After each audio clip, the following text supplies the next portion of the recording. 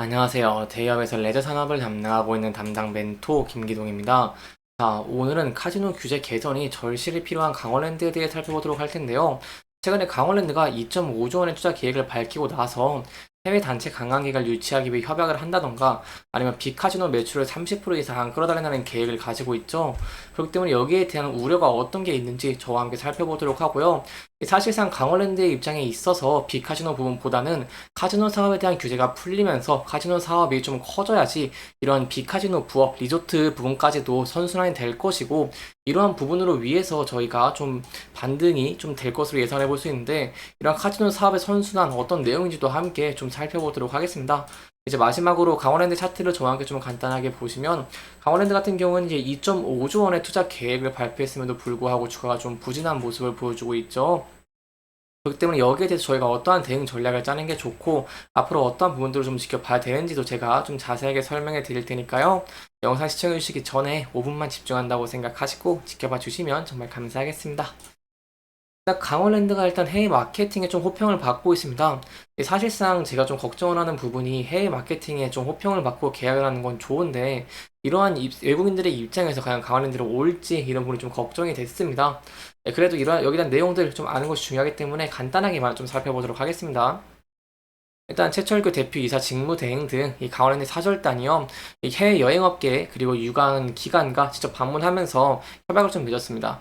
협약이 애플 베케이션이라던가 아니면 이오 홀리데이 등의 협약이라고 할 수 있겠는데, 각 나라에서 해외로 관광객을 가장 많이 보내는 이 현직 최대 여행사들이기 때문에 이번 협약을 좀 하면서 강원랜드 입장에서는 중간 업체를 두지 않고 이 여행사를 통해서 직접적으로 좀 단체 관광을 유치할 수 있다는 장점을 좀 가지게 됐다라고 좀 간단하게 살펴보도록 하겠습니다.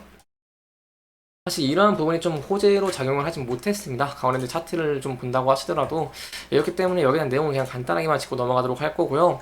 제가 좀 중요시 봐야 되는 부분은 이런 2.5조 원 투자겠죠. 이렇게 투자를 발표했음에도 불구하고 현재 좀 부진한 모습 보여주고 있기 때문에 좀만 간단하게 살펴보도록 하겠습니다. 2.5조 원 투자를 했습니다. 그 중에 보면은 현재 규모의 3배 이상 좀 키우는 것을 염두에 두고 있는 상황이고요. 인스파이어 리조트라든가 아니면 2029년에 개장하는 일본 카지노에 대해서 좀 긴장을 하면서 이렇게 좀 투자를 한 모습이라고 보고 있습니다. 근데 여기서 보면은 이제 하이인 케이블카 활성화 사업 등 이런 비카지노 부분들을 좀 주력을 하고 있는 모습을 보여주고 있는데요.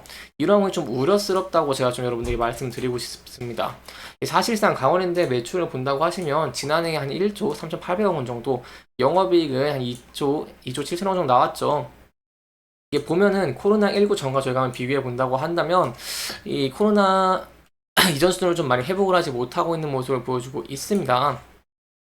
그렇기 때문에 이렇게 2.5조 원 투자를 좀 발표를 했는데, 여기에 대한 전략이 조금 아쉬운 부분이 있어서 좀 간단하게 설명드리도록 하겠습니다. 보면은 카지노 호텔 시설도 좀 새로 짓거나 확장을 하고, 이런 비카지노 시설을 대폭 보완해서 연간 이용객을 늘리겠다는 계획을 가지고 있습니다. 이용객을 현재보다 2배 가까이 늘린 1200만 명으로 좀 확대를 하겠다는 계획을 가지고 있고요. 특히 외국인 관광객을 1000% 늘리면서 현재 매출의 13% 수준인 이 비카지노 매출을 30%까지 끌어올리는 이런 방안을 조금 강원랜드에서 추진을 하고 있는 상황입니다. 근데 사실상 이게 조금 제가 우려가 되는 게, 이 초창기에 강원랜드 같은 경우에는요, 합법화가 된 내국인 카지노였기 때문에 국내에 수많은 사람들이 강원랜드에 카지노를 하러 많이 갔습니다. 사실 현재 상황을 저희가 한번 돌이켜보면은 규제가 굉장히 많죠. 그렇기 때문에 이런 규제로 인해서 이 과거보다 훨씬 내국인 출입이 줄어들면서 코로나 이전보다도 매출이 이렇게 회복을 많이 못한 모습을 보여줬죠. 그렇다면 저희가 앞으로 지켜봐야 하는 부분은 어떤 부분일까요? 바로 이 카지노 부분입니다. 비카지노 부분이 아니라요. 이 강원랜드는 다시 살리기 위해서는 카지노 부분을 좀 봐야 되는데, 결국 카지노 사업이 잘 돼야지 여기에 대한 시너지 효과가 나옵니다. 이 시너지 효과로 이 사람들이 카지노 부분뿐만 아니라 이제 비카지노도 밀릴 거고, 이 비카지노 부분은 좀 많이 갈 거고, 이렇게 되게 된다면 저희가 이런 선순환을 좀 기대해 볼 수 있겠다라고 볼 수 있겠는데, 지금까지 나온 강원랜드의 정책을 좀 살펴본다고 한다면 좀 반대로 하고 있는 모습으로 좀 보이고 있습니다. 사실상 사람이 없는데 유인책을 과연 비카지노 부분에 투자하게 된다고 한다면, 원래는 강원랜드에 카지노를 하러 오는 사람들이 많았는데 과연 관광으로 하러 올까요? 아니면 카지노를 하러 올까요? 이 부분에 대해 저는 좀 우려가 좀 많았습니다. 그리고 여기에 대해서 좀 더 자세히 설명을 드리고 싶은 게, 사실 현재 강원랜드의 매출 같은 경우에 80%에서 90%를 차지하는 게 카지노입니다. 따라서 이런 비카지노 부분보다 저희가 지켜봐야 되는 부분은 이 카지노 규제의 개선 없이는 강원랜드가 이런 비전을 좀 달성하기가 쉽지 않을 것으로 보인다는 것입니다. 이 규제 간단하게만 좀 설명드리면 뭐 30만 원의 베팅 한도, 그리고 2달 연속 15일의 출입 일수 제한이라던가, 아니면 뭐 공기업의 특성상 뭐 카지노 홍보가 좀 어렵다던가, 이런 면들이 조금 현재 성장을 가로막고 있는 모습을 보여주고 있기 때문에 저희가 앞으로 이런 규제가 완화될 수 있을지 함께 지켜보는 것이 중요할 것 같고요. 여기에 대한 내용들, 추가적인 내용이 나온다거나 한다면 제가 여러분들에도 자세하게 설명해 드릴 테니까요. 영상 계속해서 지켜봐 주시면서 구독과 좋아요 한 번씩만 눌러 주시기를 부탁드리도록 하겠습니다. 여기까지 이제 강원랜드 현재 투자 현황들 좀 살펴봤고요. 차트적인 부분 간단하게 살펴보도록 하겠습니다. 이 차트를 보시면 이 강원랜드 같은 경우 현재 이런 투자에 대한 기대감은 좀 많이 없다라고 볼 수 있겠고요. 그렇기 때문에 저희가 앞으로 지켜봐야 되는 부분들은 제가 여러분들에게 항상 말씀드리는 밸류업에 대한 내용들이겠죠. 이 앞서 강원랜드의 주가가 큰 폭으로 상승을 할 때 밸류업 프로그램에 대해서 기대감이 증가하면서 강원랜드가 좀 주가가 큰 폭으로 상승을 한 모습을 보여줬습니다. 때문에 앞으로도 이런 기대감이 좀 필요하다고 볼 수 있겠는데요.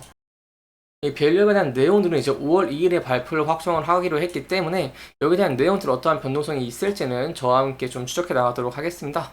추가적으로 제가 말씀을 드리고 싶은 게, 앞서서 강원랜드의 주가가 이제 큰 폭으로 상승을 할 때 매수했던 주체가 어떤 것이냐면 바로 기관이었습니다.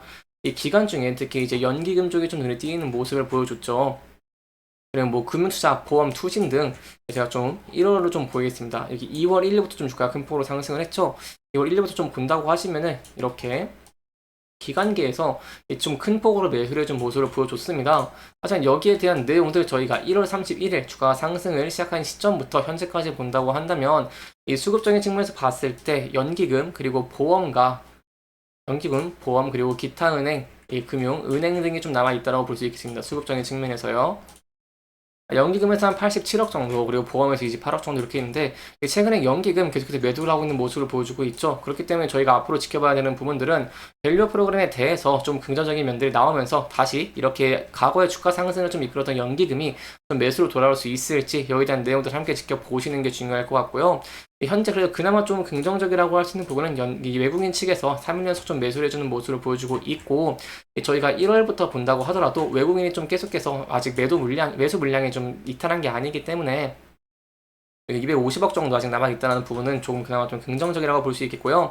그래서 앞으로 수급적인 측면 어떠한 부분들에서 좀 긍정적으로 볼 수 있을지 계속해서 함께 지켜보도록 하겠습니다. 그래서 이런 수급적인 측면과 더불어서 밸류업에 대한 기대감, 그리고 규제 완화에 대한 기대감이 만약에 증가하면서 상승하는 모습을 보여주게 된다고 한다면, 이 앞서서 이 저항을 받았던 구간대에서 저항을 받을지, 아니면 돌파 후에 안착하면서 새로운 추세를 만들 수 있을지 함께 지켜보시는 게 중요할 것 같고요.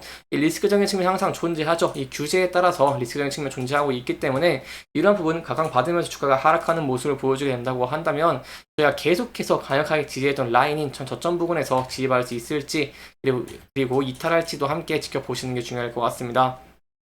이렇게 이번 영상에서는 강원랜드의 현재 투자의 현황들, 그리고 강원랜드 선순환을 위해서 필요한 게 어떤 것인지 함께 내용을 짚어보면서 진행을 했고요. 해당 영상은 개인적인 의견이 많이 들어갔기 때문에 투자자분들의 주관적인 생각과 해당 내용을 토대로 현명한 선택을 하시면 좋을 것 같습니다. 이렇게 영상 잘 보셨다면 좋아요와 구독 부탁드리면서 오늘 영상 마무리하도록 하겠습니다.